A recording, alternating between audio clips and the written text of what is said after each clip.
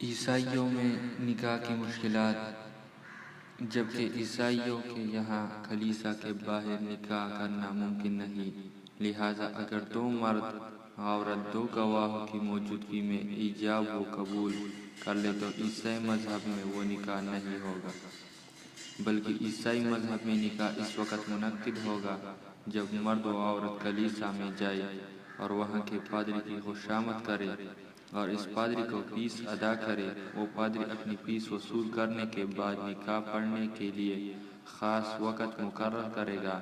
اس وقت میں جب پادری نکاح پڑھائے گا تب نکاح منعقد ہوگا، ورنہ نکاح نہیں ہو سکتا۔